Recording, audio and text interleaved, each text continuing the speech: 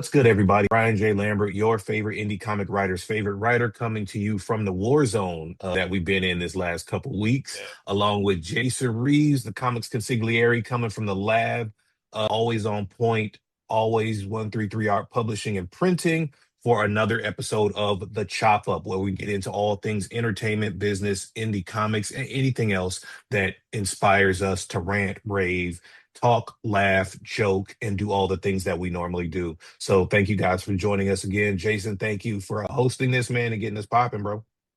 Nah, no worries. What's up, y'all? Uh, Warzone is a overstatement. I feel like Uh, you know, I feel like I feel like this ain't no war. I feel like this is really like sort of like the antibodies coming through the body to take care of like infection, man. Like it's a natural process. It's a natural pushback of oh, man. just bug shit, man. Like I feel like I'm glad we here. Like I don't pursue the negativity, you know what I'm saying? But I feel like on the other side of that coin, there's positivity to expelling negative people and negative aspects of the community. So I don't feel war like, like beef is when you need two gas to go to sleep, this like I feel like sometimes you got to scrape the wound, right, in order to clear the infection. And while it may hurt, it's ultimately better for the overall program. I guess my feelings of tumult have been a little bit stronger than some, right? Because I do feel deeply about what we do in indie comics in general and how we position ourselves, as a culture. That the phrase "we're not a monolith" it only gets used like pejoratively, right? When someone has an opinion that it differs from like Black societal culture. And that's not to say that having a difference of opinion isn't good. Those are amazing, right? We need to have varying opinions, but it's always one that's divergent and usually harmful, right? It's a stereotypical kind of thing or something else that takes away from like Black society within the context of excellence. And again, I agree with you. I feel like this is light work. It's not like a war. It's not like, you know what I mean? Like this is not long and drawn out. Um, right. Man, this is the aftermath. You know what I mean? This is you picked on Big Bro and Big Bro had to just kick you in the chest. You know what I mean? No, I mean, look, every once in a while, every generation of Black comics, there comes a couple fuck boys, and there comes a couple bad influences that are there for just personal gain, right?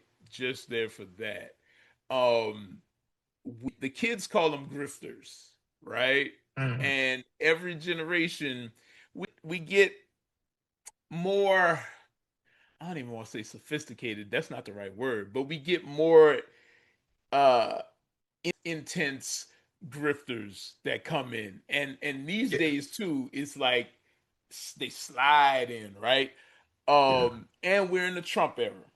We're in the crime syndicate universe, right? Like Right, so, right. pump algorithms, pump negativity, and all that. So it seems a bigger thing than it actually is. Because you still working, I'm still working, all the homies, like the real homies, still working to bring this Black comics thing to higher levels, right? So it's not like anything stopping, got to do some house cleaning. I think Black comics has a grifter problem. And it's just a Agreed. resurgence of a problem that continues to happen. And I don't think it's going to stop. As long as people need money to survive, there'll be grifters, right? As long as Right. poverty is a thing, I think there'll be grifters. It's My our bad. job to get rid of them. Yeah. I think that also, I mean, we're talking about Black indie comics and we're talking about Black comics, but it's frankly a Black societal issue, right? Because the grift is the same grift that you've seen in churches. It's the same grift that you've seen in the music industry and Yep. any other historically Black centered business economy or business section. You see the same thing. The grift is run the same exact way. 100%. 360 deals. Oh, I'm gonna get you a Cadillac, and then you ain't got no money on the back end. Like all these little things. Hey, give me some money now. I'll give you some later. Hey, give me this 10% in tithes so that we can build a new building that never gets built, and then you're gonna get into heaven. It's all these, it's the same structure, but it has become more savvy, and social media proliferation has just made it easier because your pool of people is bigger. And if you have no compunction about lying to one person, 10 people, 100 people, 1,000 people, then it just becomes easier because your pool is bigger. So you're Yep. going to trap more fish in that net. So it's unfortunate that that's the case, right? Um, but that's a thing that we have to deal with. And when you call it out or when you say something about it, um, people try to attack you. It is what it is, right? They're trying to protect what they have built, right? However falsely that building may be, they still want to protect it. Of course there's going to be pushback. And I Yeah. think that kind of brings us to a little infographic that I created called "How to Spot a Grifter in Black Comics," and we'll talk through some of the bullet points real quick, and just kind of hopefully enlighten and learn a little bit from ourselves, and the journey Right. along the way. Right. So, how to spot a grifter in Black Comics. What are we thinking about this? Like, what are your thoughts so far? Well, They one, they one, steal. right. One, look, a grifter in your regular life is a grifter in Black comics, right? Like apply this across the board, you guys. Like there is this sentiment that like the Black comics community, everybody loves each other, et cetera, et cetera. They're still human beings, right? Like no Right. matter how you slice it, right? And so I hate to sound like Smith, but human beings are a virus. You know what I mean? Like there's always going to be some bad I, actors in I'm this, gonna push you back know? on that. I'm gonna say for the most part we do get along with each other, Yeah, no. and So we we I'm yeah. not saying that they don't. What I am saying though is that your grifter uses that against everybody. It's very easy to say, "Oh, we're a community, right?" So that I can pull the wool over your eyes, right? Right, right, So I have a rule of thumb. When you go into a new place, you go into a new job, whatever it is, right? There's always somebody that you meet that's like the first day, they're like, "Oh yeah, I'm gonna tell you such and such because you could trust me." That's the last person you can trust. The Black right, comics right. community is the same way. The people that are screaming community a lot are not the people that are about the community, because if you're actually about the community, you don't have to scream it. You're already doing it. Right. And so that's what I mean by that. What I mean is that people who are always like, oh man, I thought this was a community. That's the same person who just said some foul stuff or did some foul stuff, but wants the support of that, the tacit support of that as a blanket for what they're doing, as a shield for what they're doing. I was about to say it's like that monolithic shield you were talking about a few Right, minutes ago. All right, right. so I'm gonna move to the first slide, the first infographic here. Unverifiable financial claims. Oof, oof. Like that's the first way to spot a grifter in Black comics and in life. I mean, Hmm. these cats don't be having no money. You know what I'm saying? Like I said on that comment online a couple days ago, fraudhood comics ain't got no money. Ain't got no Right. money. Look, this is the thing, man. Never believe what you hear. Believe what you can prove, right? Hmm. It's always the proof is in the pudding.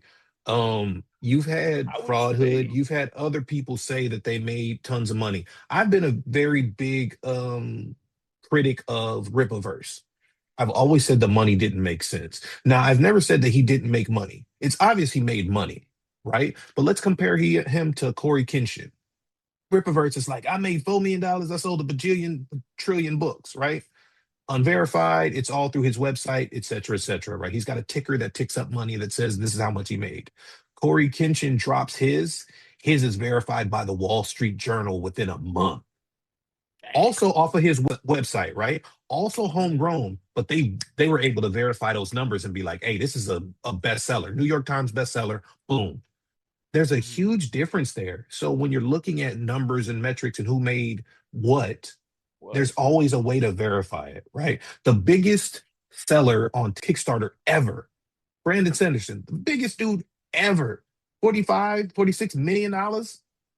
One, for books that he hadn't even finished yet, books that weren't even ready yet. $46 million. Again, you can track it though. You can see it. It's there. So people who are actually making that money have no problem showing you where that money is coming from. Right.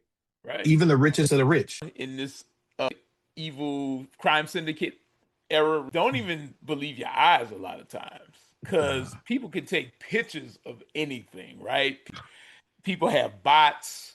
They can inflate streams and inflate numbers online. We got AI.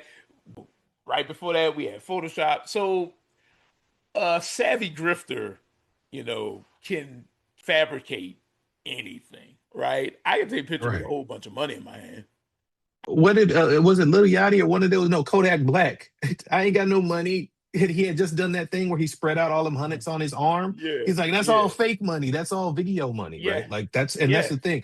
You have to you don't have to know a lot about business in order to understand these things, but you should be able to try the business by the business, to Right. borrow a Christian quote, right? Like if Marvel is not making $100,000 in digital comic sales, Mhm. what makes you think this indie comic publisher is? It doesn't make sense. If you are selling a digital issue at $5 per, right? Mhm. How many people does that mean have to buy that issue in order for it to get $100,000 in sales? You the numbers dude, let me know. You know what I mean? Like Right, y'all, right? It doesn't. But again, it doesn't take much to figure that out. 20,000 right. people went and bought this thing. 20,000. If you're selling 20,000 comic books, you don't need to do Kickstarter. Exactly. If you're Exactly. selling 20,000 comic books, you're not online fighting with us. You are fulfilling orders. You know what I'm Right. saying? Right. 20,000. You're not trying to verify that you're rich. Right. You're being Right. rich. Right. Right. Right? And you're talking about 20,000 digital, right? If you sold 20,000 digital, how many physical does that mean you sold? Because digital is still the lower end of the market share in terms of books, Right. any kind of book, right? Digital book sales are Well, doing well, but it's still outshined by the traditional book market at the moment. So again, and I think it's like by maybe like a 3-to-1, 4-to-1, margin or something like that. It's a pretty large margin. So if you're selling 20,000,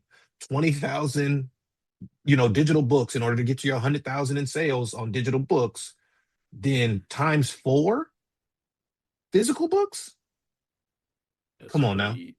That's come crazy, on, come man. on now. Look, the infographic says they boast about extraordinary sales figures that defy Right. logic and time, especially, and this is true facts, when they, by their own admission, say they haven't sold a physical comic in 5 years. Right. Like, Right. how can you make that much money in comics if you're not selling physical comics? Right. Like, it Right. just, it defies time and logic. But also, one of the pitfalls that people get trapped in is that they just said it really loud, right? Yeah. I did this thing, and no one said hey, that don't make sense, right? Right. Right. Because I feel like some logical people were, I know I was. I remember when the claim came out, and I was initially like, that doesn't make sense. And again, very quick number crunching. It's not even algebra, bro. It's regular, like just division, right? Right. And I was like, that doesn't make sense. And so I didn't think I needed to say that. But there are so many people that were like, well, he said that he made him. They don't even say that he said it's he made $100,000. How do you know? How do you have that information? One of the things I really enjoy doing, especially when it comes to the younger creators that I meet, is trying to demystify the industry and say Yeah. these big, lofty things that you love it, so you put it on a pedestal. A lot of these lofty goals and aspirations, they're things that normal, regular people do all the time in comics, within and without. So don't put everything on a pedestal, even if you Yeah. love it, Right. because what that does for you is give you like a low opinion of where you're at. And Hmm. if you're a creator, if you're in there writing and drawing and coming up with ideas and telling stories, you're most of the way there. For example, San Diego Comic Con. When I first heard about that, I was like, what the hell is that? And It was in San Diego. I was in New Orleans, 3,000 miles between me and that. And it's like, what? How can I get to that? That's supposedly the comic book mecca where all the stars go and all the whole business, the whole industry is there. And I would see pictures of it later in Wizard and be like, this is something I'll never attain. I'll never get there, you know? And Mhm. building that up in my brain is what made it hard to think that I could be in there. At this point, I've done panels, you know, I've been up and through there. I met my mentor there, met, you know, great friends there, and did portfolio reviews and all kinds of stuff. Had several amazing experiences there. And younger artists, just go, you know, Yeah. it's not Yeah. unattainable. Save you up a little scratch, you know, borrow a little scratch.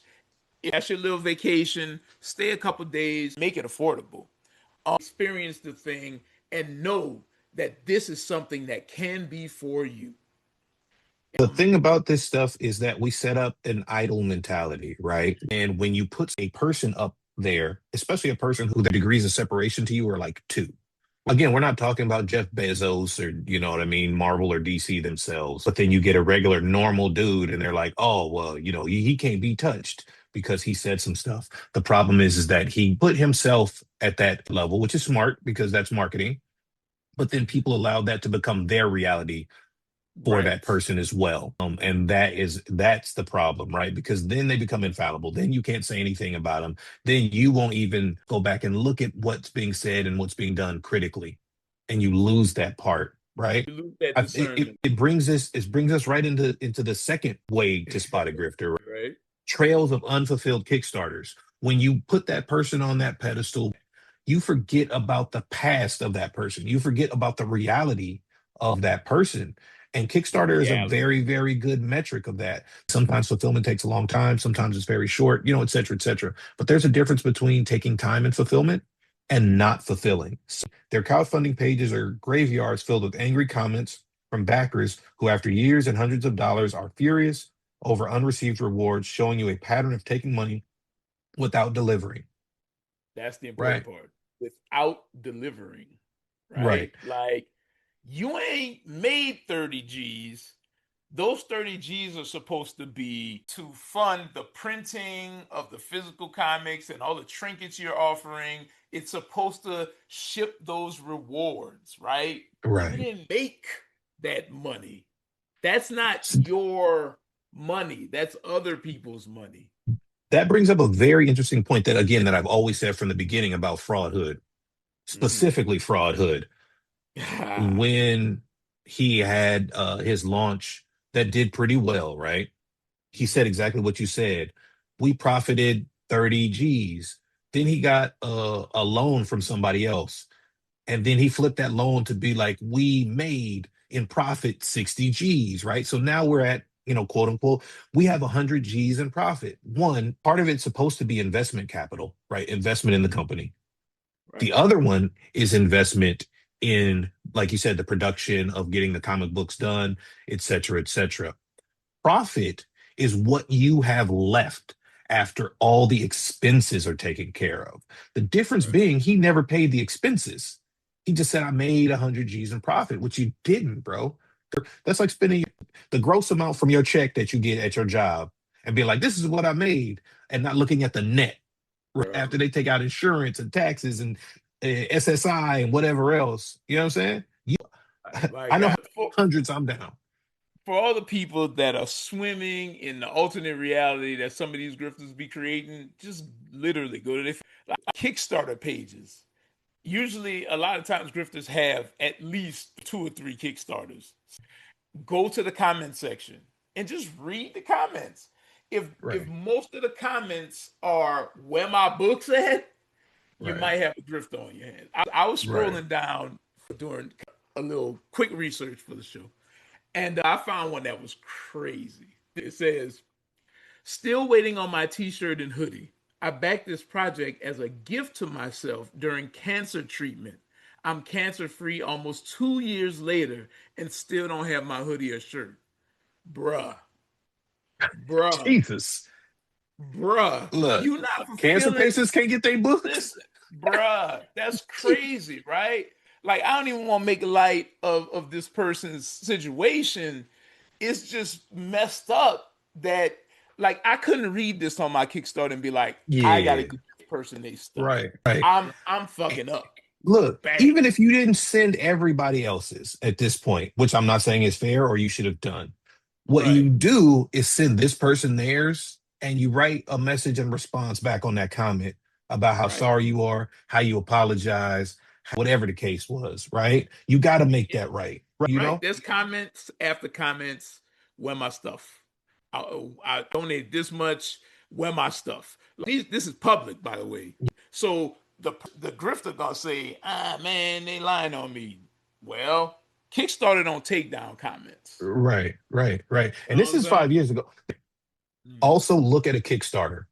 Making 30 G's on a Kickstarter is good money, but that 30 G's is spread over 3 issues. What that actually means is you made 10K per issue. Right. Also means that you still have to take out those production costs, which are at least going to run you 5K, right? So that means you made 5K a book. Again, I'm not saying that that's bad at all, but I am saying don't conflate one and the other. There's a big difference when you have one issue that makes 30 G's and 3 issues that make 30 G's. Right. Those are huge gap, right? Right. In terms of profit potential, and where you actually stand with things. And that's just taking into account like production and shit like straight up fulfillment. And again, Kickstarters don't just offer the main thing like the comic. They offer several things like hoodies and t-shirts, right? Hmm. And hoodies and t-shirts cost more to produce. It costs more to ship rather than a single Yeah, comic, right? yeah, You have to kind of put that stuff in a bigger box, right? You're getting into exponential shipping costs and fulfillment costs. So take all that into account when you assess these cats, man. Like, Kickstarter is a job. Like, I'm like 9 in right now, and it's a job. Fulfillment might take months, right. right, over the course of time, depending on when your materials come in too. So to kind of floss and shine like you doing something when that, Kickstarter money hit after 2 weeks is folly, especially when you haven't done your due diligence to say it's going to cost me X for fulfillment and X to finish production, right? If your production Hmm. isn't already finished. All of that stuff needs to be taken into account. And grifters, obviously, they're not here to Right, do that. They're here to right, to steal. right. They're going to tell you they made it and then run another campaign for the same thing. Performative blackness when it comes to black comics for broader appeal. They exploit black identity as marketing, using black figures on covers like Malcolm X, while promoting all lives matter style content, right? Like the antithesis of black people speaking up for themselves. Their blackness is just a costume for commercial gain. There's a legal term for it that starts with a C and ends with a oon. Like, Before we I get write it. into the I obvious write one, it with a K. I type it with a before K, we, but go on. I usually type mine with 3 Ks if we talk about this dude. But Real talk. let's before we get into the obvious one, Uh-huh. I'm gonna go into the archives for one that I know and I remember. Oh For two wow. things that I know and I remember. Mhm. GPD, Galactic Patrol Delta. Oh no. Galactic Patrol Delta was a space opera concept when it first hit. Mhm. Then Black Girl Magic hit the social consciousness, right? Yeah. Black women in comics started to blow up. They started to get bigger, bigger. Mega Woman wasn't doing nothing. And now Galactic Patrol Delta is about your rugged black female cop who's a single mother who, excuse me, sir? Excuse me? I ain't forget. Look, I got a long memory, bro. You got a I got a long long. memory. I forgot all about Yeah, that. go into the archives. It's there. You can find it. Y'all can find it. Look, it's there. If he didn't scrub his social, The most performative thing is the Malcolm X cover. That's very 100%, 100%. and it did its job really Hmm. well. we got people in comment threads talking about, man, if Malcolm X on the cover, I'm buying it. And look, Yeah. I love Brother Malcolm. You know what I'm saying? Like, I love a lot of the things he said. I have read the autobiography of Malcolm X. It's one of my favorite books. Full stop. But to use him and then create works that are more about your go along to get along ideology rather than pushing back on white supremacy or pushing back on oppression is whack. And it's a crazy flex to have Malcolm X on the cover of your first book and then be heartbroken that Charlie Kirk died. Right. Right. That's Right. nasty fucking work, Right. right? Right. It's Look. and people keep sending stuff illustrating even more than I already knew about this Hmm. cat. Like when Amanda Seals did her One Bruce versus Lee, 20. yeah, You're right. dude is on there in real time. Like they ate her up. Like They that's not what didn't happened, though. sir. Not right. That's Not no, they that's not what didn't. happened. Like That's I not mean, true. even in political debates, right? Like he was like talking shit about Didn't it? Southern yeah, accent Kamala's not in the building or some crazy shit, right? yeah, Right. just weirdo conservative mega talking points, and he comes online when he's trying to scrub it or whatever.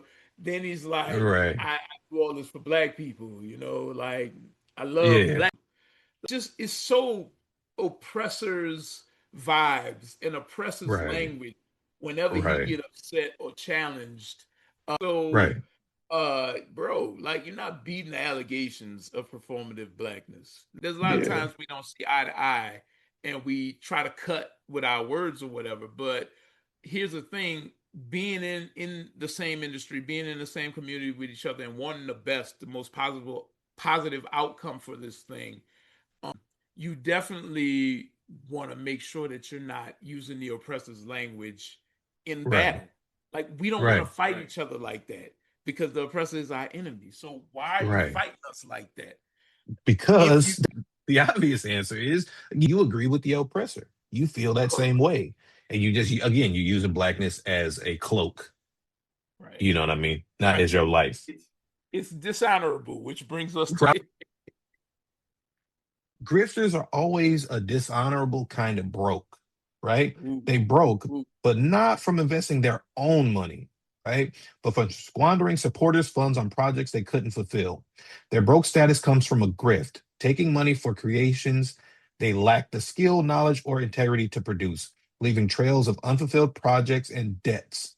You might even hear rumors of these grifters secretly begging other creators for funds. Ooh, ooh, it cuts deep, but it's real. it's true, It's true oh. story, true story, true story, true Right, stories, real right, real black comic stories, real Hollywood stories. Like it's right, crazy. Look, man, right. Ernie Blur Without Fear is not the only one that has heard stories of this cat begging other creators for money. The same creators that he then goes on his social media and slick side And disparages, dogs. Right. right? It's crazy. I'm gonna say personally, I done had a couple messages where it's like, "Hey, brother, what you doing with this? Or how you want to collaborate on this?" Personally, like Look, man, again, it's all I can get it's into my all DMs good. as well, Right. right? It's all Where good until he's confronted with his bullshit, right, right? right. Crazy. I got some that when he was, big banking and high rolling, according to him, right? He said he was gonna start this initiative and bring in new writers and whatever. He was gonna expand the brand.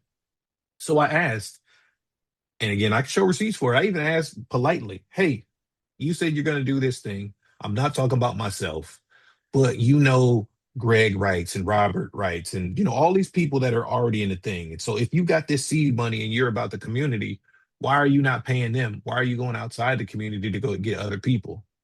Basically, oh, because them niggas charge too much. I want to bring up my own people. Okay, so you ain't got no money, right? Right. I done got multiple DMs over the last week that even his collaborators ain't getting paid. He Yeah. calls me bad logo Lambert, right? But he don't own his. At least I own mine. Mine might be bad, right? But at least I own mine. He don't even pay the dude who made his logos. Listen, He's still waiting on his money.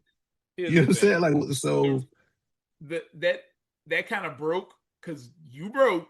That kind of broke is dishonorable, and to use it, to kind of play on the self esteem of the, again, young creators.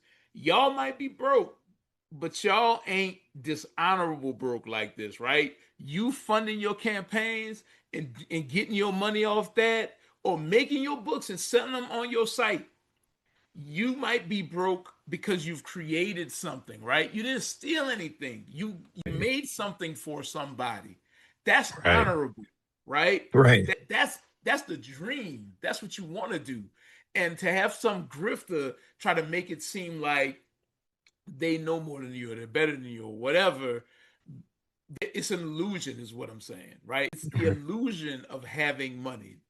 This Right. person is broke for real. How do you say I can teach you how to scale a business when, by your own admission, you failed at scaling your business? That's why you Crazy. are where you are, right? You're selling this thing that you don't have. That's probably the most literal example of it. And I need y'all to really key in on that. It's a literal example of selling something he doesn't have. I'm going to tell you how to do a thing that I cannot do by my Can't own even do. admission. Right. So look, I need y'all to wake up. I need y'all to see that part. That non-discernment leads us right into number five, which is putting down other creators. And boy, do I have some shit to say about this. But Oof. uh whether these keyboard millionaires are a podcast or in a thread, they actively talk down to fellow creators, particularly about money, using their supposed success to elevate themselves above others in the community. Even that branding is designed to be toxic toward the community around them. That's it. We were What we talking saying? when we opened this, I thought about something. I'm gonna call it the big bad wolf theory right now. Okay. So Fraudhood has been in the game for 10 years and been massively failing for five. Go look at the Kickstarter, go look at Tyler Forrest Martin and look at his first 5 years of Kickstarters. All but one are failures. And now go to the Godhood Comics page, which is the relaunch after 5 years. Go look at those Kickstarters. They made money, but they are unfulfilled, and that's the grift, right? But he has used that platform to big bad wolf other creators that have a different idea of success. So smaller creators, sometimes humble creators, people who are not really rah rah and willing to go back and forth, he'll get in their inbox and say, "Shut up, old nigga, I'm better than you. I make $5,000 a day," which one doesn't make any sense, but two is also a lie. Um, and those creators, as opposed to going back and forth with him, will stop engaging. So what just happened? He just blew down the house of straw, right? Mm. So then the next person, he gets to the next person who gives him a little bit of pushback. He does the same thing, just maybe in a different format. My artist is better than you. I got a deal, and I got to do that. I got a development deal, and I was going to be rich. Then that person doesn't fight back again, right? So now he blew down the house of straw. What happened this week is the nigga came up against the house of brick. Mm. You can't blow that down, bro. You can't Mm-mm. stop that. Sometimes people see what you've been doing, right? And they've been quietly building their own thing independent from you. I didn't build a house of brick. You didn't build a house of brick. J Number didn't build a house of brick. Blur Without Fear didn't build a house of brick because of Tyler. We built these houses because we wanted to do something for the community. We love these comics. We love what we do. We built what we built so it could be strong and standing on its own. Now, Right. Fraud Hood, you've come up against this house of brick. It ain't going nowhere, right? So when you do I make $5,000 a day. No one makes $5,000 a day on comic books. Stop it. Stop it. Do you know how much money that is? $5,000 per day with 365 days a year. $1.8 million. So you're making $2 million a year off of digital sales because you self-proclaim, Because you ain't self-profess sold a having comic in sold a 5 years. comic in 5 years. So again, it doesn't make sense. But when you get people that are not, they didn't come into this business to go to war, right? They didn't come in this business to go back and forth with people. They didn't get into these things to do that. And then you challenge them hard and loud, and it's the Trump thing again, bro. I'm rich. I made a casino. I did and then people kind of back off because they're not used to that, right? Or when you come back at them, you're just jealous of me because I'm great. And most people Right. either get tired of it.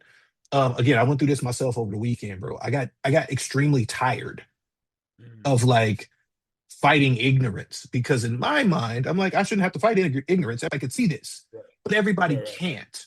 Right. And it's Right. on us. It's on the House of Brick to fight that ignorance. Right. It's on us to be the 300 and carry these shields and look at Ephialtes and be like, you know what I'm saying? I hope you live forever because you ain't got no fucking honor. You a hunchback. You a bitch. You can't I, sit with us. I'm definitely one that only engages in the smoke when it comes my way. Then I got to deal with it. I often hope, and maybe this is a character flaw. I don't know, but I often hope that whatever ignorance or negativity they're doing over there, it just stays over there. But again, we in a crime syndicate era, so it builds. And one of the issues of this era is that it can't just build over there, it has to build and like envelop us, right? Like you Yeah. can't be the greatest black comic company of all time if we all over here making money, because now you're disputable. There's So you also gotta there's also the part of trying to gatekeep the tiers of who's who, right? If you're great at what you do, you can just be great at what you do. You don't have gotta to say I'm the greatest or hey, this is my well list of you ain't everybody else who's great exactly and you ain't gotta I'm say gonna tell everybody who's good. Oh, but just that's do what you do. again that's trying to control the narrative of the whole thing, right? Right. Like you said, gatekeep the whole thing. So you can't gatekeep it though if you got dudes that's doing Kickstarter successful and coming up and doing stuff, Right. for some reason that bothers you a lot, right? And Right. also, like there are the people that won't get into the heavy arguments, but people like Yeah. us, we don't mind confrontation. So Yeah. we will get into the heavy arguments and then we will tell you the truth. You're not gonna Yeah. like that. That Yeah. cuts into your narrative, right? Yeah. And when your narrative get cut, in your mind, in his mind, he's thinking my money about to get cut, even though you ain't got the Yeah. money. Right. So it's a problem. It's problematic. Yeah. So he tries to put down. A couple people know we had it out online. Yeah. Yeah. And I told him straight up, I'm beating you by every metric. There's nothing you can say or do. And the same Yeah. thing with you. And not necessarily just about money, but just about how you move within the community, right? Just Right. about how you make your books and fulfill your commitments. Those Right. things, those positive things make you better. You collaborate with other creators without a whole lot of static, right? You try to bring the community up. It's important to you to do that. Any people that do that, they're the good guys in this situation. And that is threatening to people like that. Right. They have to Right. do something. They can't hold it. Right. You know, Batman clocked them. They're cowardly and superstitious lot. They always got a monologue. You know Right. what I'm saying? They Right. always Right. got to Right. tell you what they did.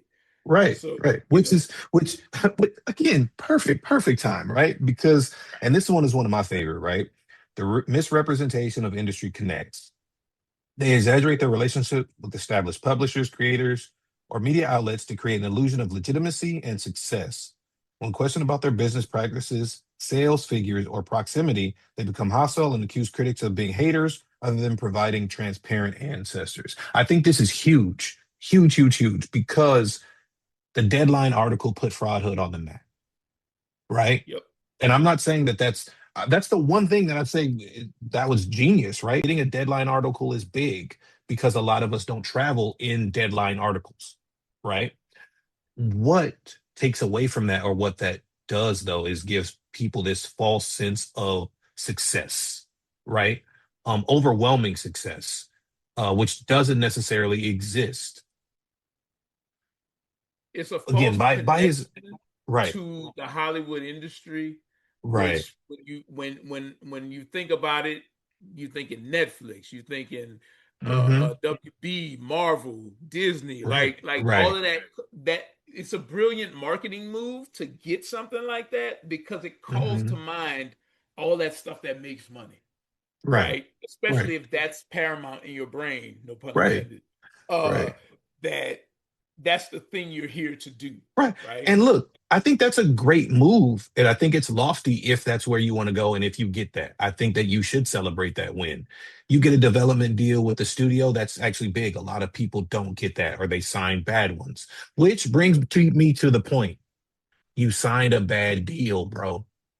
Admit it. Again, by your own words, you sank 60 G's of money, not profit, money. You sank them into this development deal. Why do I know that that's a bad development deal? Because in development deals, you're not supposed to be putting your own money up. A development deal is a company paying you for your IP, paying you for your idea, paying you for whatever thing it is. Imagine if you had a music artist that gets signed to a major label. That's the same thing. That's a development deal. They're going to develop their album and their music and blah blah blah. Imagine that artist having to pay out of their pocket for that deal.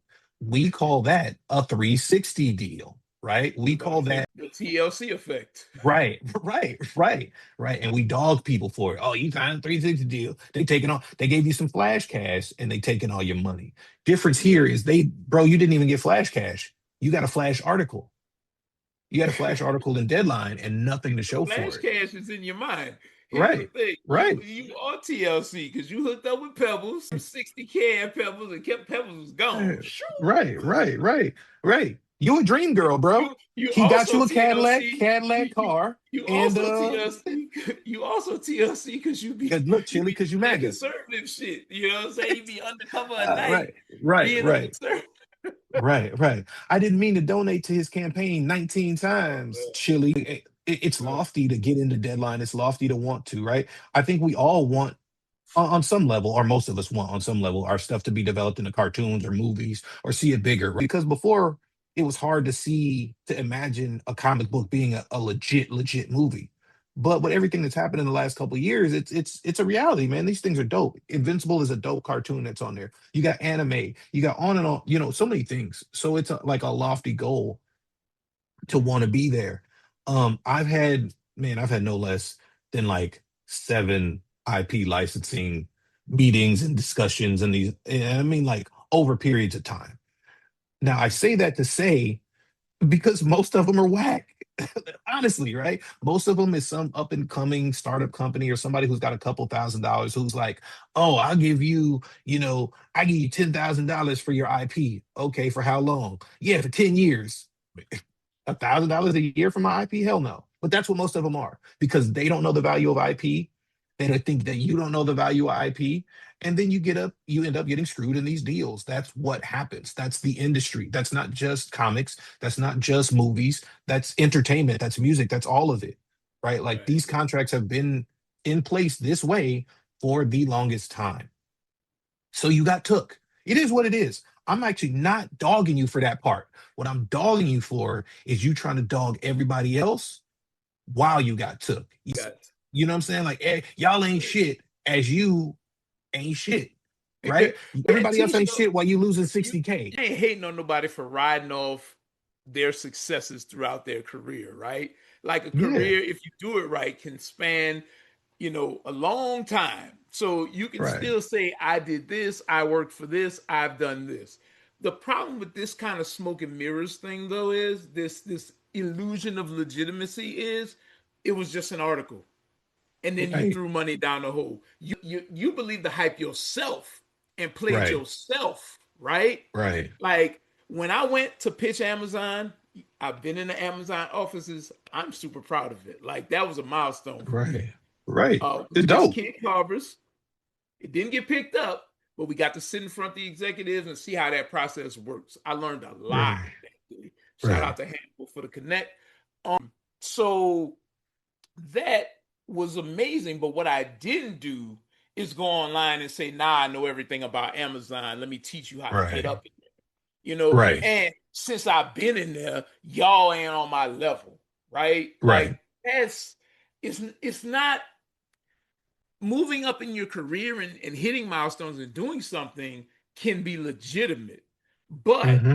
to act like now I'm an Amazon executive who be greenlighting Right, deals, that's right. wrong. And I if that's don't. the case, I need to go back and be like, yeah, man, I had a development deal on the table with Legendary, because John Silk hit me up with like, bruh, Right, again, does right, that matter? But yeah, no, it was cool. right. We had some conversations. I thought I was going somewhere. It wasn't. It ultimately didn't. Listen, But I again, that's an industry thing. There are so many things. Look, Lord of the Rings took how many years to? It's Lord of the Rings, and how many years did that yeah, take to get made? You know what I'm saying? Like, so when these development deals take a long time, this stuff right. don't happen overnight. So I do think that you should celebrate your victories, but that don't make you a king over nobody, right? Doors open And and close. especially if it does it right. The beautiful thing about where we're at and where a lot of us are right now is we still in community and we still, you know, on equal tiers, right? Like Right. we haven't had that Robert Kirkman success just yet, right? Right.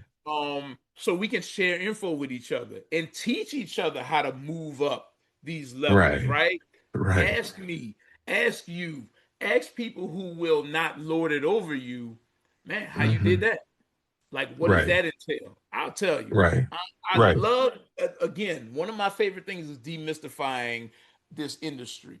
Like, Right. we all in entertainment, let's entertain some people, let's help each other out. I think that's a better move than Right. I'm the greatest black comic dude of all time and I got all this Right. money. And here's the thing about the low self esteem of people who see the pomp and circumstance and the flash and get excited about it. These people will use you, they will cultivate you as a henchman. That's number seven. This is how you Right. spot grifters. They have henchmen, right?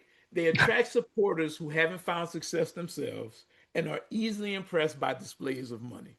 That's a hallmark of a henchman, Mhm. defending their exaggerated claims without question. So the money makes these cats say, "Man, you being unfair to this guy." They prey on the creators, these henchmen's anxieties about recognition in a competitive industry by Mhm. positioning themselves as having figured it out where others haven't. They exploit their low self-esteem. And that's anxiety that all us creators have. Me, Right. Brian, everybody. If a creator tells you that they don't have anxiety or they don't have insecurities about moving in this thing, they're a grifter. Look, what I also think is funny on a personal level, right? Again, I said this week has been kind of hectic, and maybe it's been like the last 2 weeks. So 2 weeks ago, so there was a hubbub, a hullabaloo between a creator and a Kickstarter supporter, right? It started really fiery. They're good now. Demario, who's a great indie comic advocate, and Danny J. Quick, Ace Blade, right? Little Right. hubbub because Demario hadn't got his issues. He was disappointed in the Kickstarter. He came out on fire, blah, blah, blah. I got in the comments there, and Demario's my boy, so I didn't dog him. You know what I mean? But I Right. was definitely like, hey, man, maybe You you cool should. with both people. Yeah, yeah, exactly. Yeah. So I was like, basically, like, man, you should. Some of the things you said are not right about this dude, about Danny's character, right? Your experience might be what it is, and I ain't gonna talk about that. But what you're saying about his character is wrong. He ain't a scammer. He's not lying. He ain't running with the money. He's still front and center, blah, blah, blah. I have people come out, oh man, you just defended him because he's your friend. Shut up. You shouldn't do blah, all of that stuff. Okay. Danny is my friend. So I am going to defend my friend. And I feel like friends, that's what friends are supposed to do. But friends are also supposed to hold you to account. Right. So as I'm writing this and as I'm defending Danny, I'm actually also hitting Danny in his inbox. Hey, what's going on? What did you do? What's the story behind this? We're talking, right? Fast forward a week and this stuff comes out about fraudhood. They say a bunch of crazy stuff to me. I post it up. People who don't legitimately know this man come to his defense. Uh, There is a difference. He won't ever love you. This is business. You're defending someone who doesn't think highly of you. You're defending someone who would not defend you. You're defending someone who's lied to you, who has stolen from people by his own. Again, I'm not making this up. I'm not just saying this. This is by his own admission. If you have a Kickstarter that's 5 years old and you say you haven't moved a unit in 5 years, you are stealing from the people who backed you 5 years ago because you yeah. also didn't fulfill that Kickstarter and the Yep. subsequent ones after that, right? And now you're selling it and talking about your website crash because Comics Explained put you on, and those people aren't supposed to get their issue until July themselves, bro. Again, These are things that you have admitted yourself. This is not me making that up. Them henchmen come out of nowhere with the bullshit. Henchmen won't ask this question.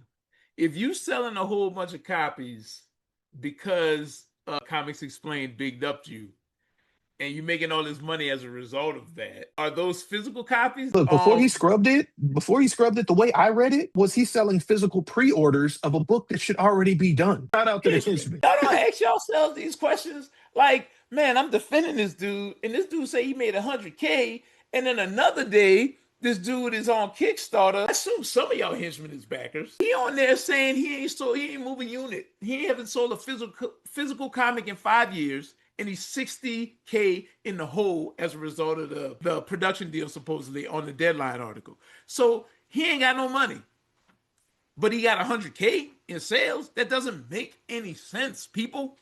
It don't make no sense. I also want to point out, dear henchmen,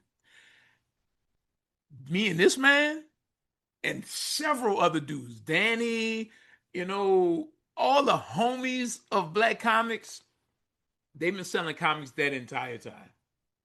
Physical comics that entire time. I did 3 Kickstarters, maybe 4 in that time span, and fulfilled them all. Not to mention all the other stuff that we do, fulfillment, making toys. This man been making toys in that span, selling them. Like, we done did shows in that time. We ain't seen this cat. We don't see this cat nowhere, right? Bro, we not in public nowhere. In the 5 years that this has all been going down, that's Wingless's entire lifespan so far. You know what I'm saying? I think I'm attached to 23 Kickstarters in that time span. So again, I could talk about it. 5 issues of Justice, 5 issues of Nightfall, which is a crossover. Air Force Ones, The Sundering. I don't know how many issues of Ace Blade and production being done. I done did 4 Scholastic books at that time. Like what? So again, so it's one of those things of like, I get it, henchman. You want to be liked by somebody, and his sensibilities lean your way. It is what it is. But you nothing but the Foot Clan, bro. You know what I'm saying? Like you a nameless ninja that gets kicked off the roof. You know, that's you getting your ass whooped trying to beat up Ninja Turtles and learn kung fu. Foot Clan members, I always feel sorry for whenever I go back and watch Turtles, especially like those first 5 episodes because they're the best ones. Whenever Michelangelo tap a dude with them nunchucks and it busts their whole arm off and they be walking around like this, that's y'all. So, dear henchmen, especially henchmen who are actually creators, like y'all cats, let it go. Don't be henchmen for people, man. Don't be henchmen. You can attain whatever this cat claim he attained. You can do it on your own too. 10 toes down on your own shit. Do not be a henchman for people that don't mean you no good, for people that only use you for cannon fodder, and for people that don't give a shit about the Black community. Stop that shit. Phony blackness is not a cloak, bro. We don't have to support everybody Black who ain't supporting everybody Black. We do not. If you ask me, in my opinion, once you start being a coon, you ain't Black. And now when we talk about, because I'm done talking about this Negro. How you spot a grifter, take it how you want it. I want to talk about support though, right? This is a new initiative that Jason and I talked about doing with the podcast itself. Every episode, we want to highlight a creator that's got a current project that we want to support.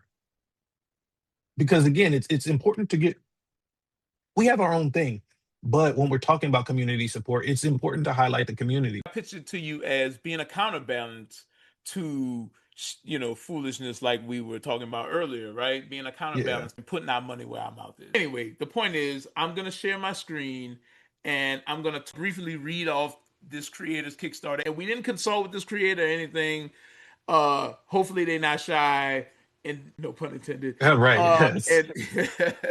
And hopefully putting them on blast, just a skosh to spend some money with them is cool. So I'll read a little bit about what Fumes is about. It is by creator, the homie Imshai Dash, award-winning writer, author of the quirky Black sci-fi tale series, Woman in Sujud, and Fumes. tree-hugging comic book enthusiast who loves building worlds that center climate fiction, morally gray heroines, and epic battles. And edited by one of my frequent collaborators, Greg Burnham. Shout out Greg Burnham. Fumes is simple. It's based on a theme storytellers have held up to a looking glass for ages: greed and the fight for resources. And coupled with that, as it always is the fight for survival.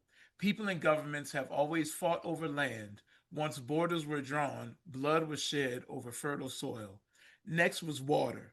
Battles were first waged between tribes, cities, and states, then governments, over who would have access and control of the waterways. In Fumes, Eula learns that the next fight is for the Earth's air. Eula is an agent with a knack for killing aliens, a rare genetic disorder, and a million questions about her past.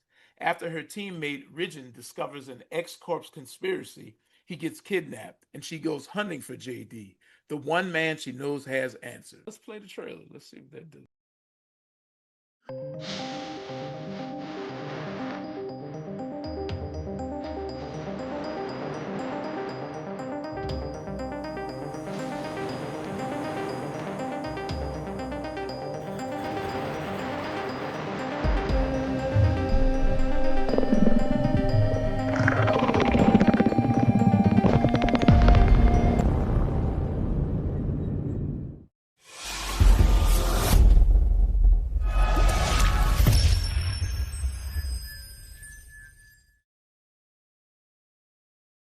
There it is.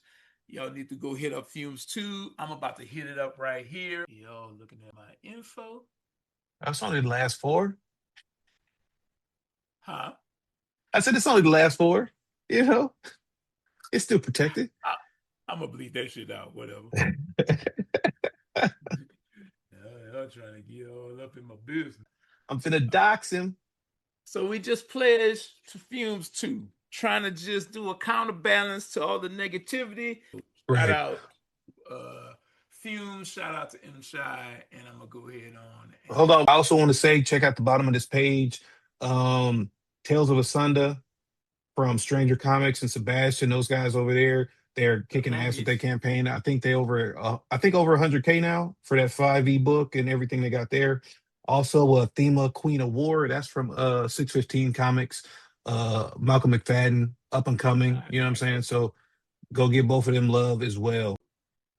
All right, yeah. And as we get up out of here, as we end the chop up, never forget about Who Got Next. We are still in pre-launch. We're still in our soft launch for that. We are just slowly talking about it here and there. Not our big push yet, just letting people know Who Got Next is a trading card deck building game that mixes basketball and elemental power. So imagine if you had Pokemon meets and one mixtape.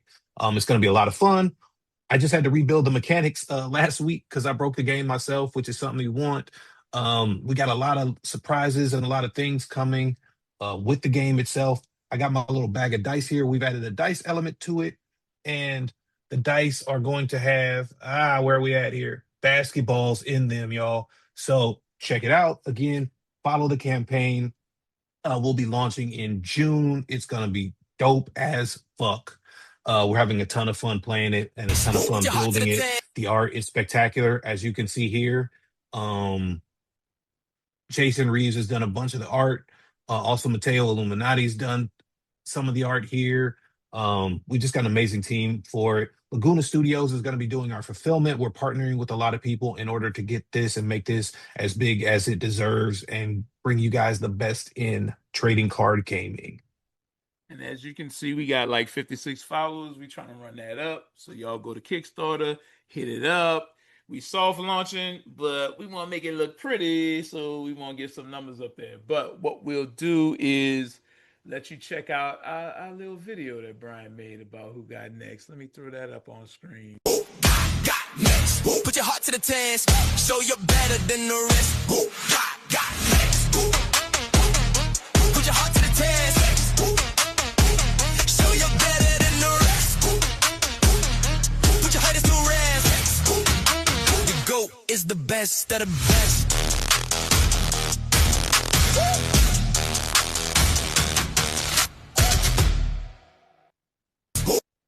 Oh, that was fire. We also might Man, we might do an open verse challenge for who got next, man. I'm thinking about it, throwing it up there and seeing who got the bars. That's just something I came up with my boy Dalibor, the indie comics hype man. So I got to talk to Jason about it, but it might be a thing, man. It might be a thing. Yeah. Cool. I mean, you look, we got some hip hop dudes over here, man. Shout out to Mike That's what I'm from saying. Nerd Soul. Look, Mike, That's what I'm Mike will drop the saying. first one quickly. That's what I'm saying, man. So I think I'm gonna put something together this week, man, and then just open up the challenge, see who got it. Hey, if it happens, we got to get Mike, we got to get Alonzo in there. It's a couple cats, man. That they better bring it. Danny, you know what I mean? It's a couple people, man. So we got to see what's popping. But as No doubt. always, y'all, uh, I'm Brian J. Lambert, your favorite indie comic writer's favorite writer, along with Jason Reeves, a comics consigliere, chopping this Hey, shit up, telling people what's up, demystifying, as Jason likes to say, the industry and what we do within it. Trying to make this process walkable for all of us, right? Trying to take out the toxicity as much as we can, trying to add positive voices. Even when we're having to speak on the negative, there's a way to do all of it. So again, shout out M Shy, shout out Stranger Comics, shout out 615 and Malcolm McFadden. We want everybody who's doing the good work to succeed. And shout out who got next, because we want that to succeed too. straight up. I'm Jason Reeves, aka 133 Art Publishing. You can find me at 133art.com. That's the website. But the new hub, is at 133 Art on Substack. We just got our first paid subscriber. Yeah, Right. that's Shout what's out. up. And we're trying to build new subscribers every day. There's paid and free subscriptions, and we're gonna be doing web comics. We're gonna be doing more One Nation, and the Chop Up lives on our Substack as well. So just come holler at us. We doing comic things over here, positive comic things. That's what we trying to do. Blackly black, all black every day. Let's go. Wingless Comics across all social media, because I almost forgot, because I feel like y'all know me. I feel like we just in the house talking. I'm talking to my friends. So Right. Wingless Comics across all social media, www.winglessent. You can find me there all day, every day. Peace.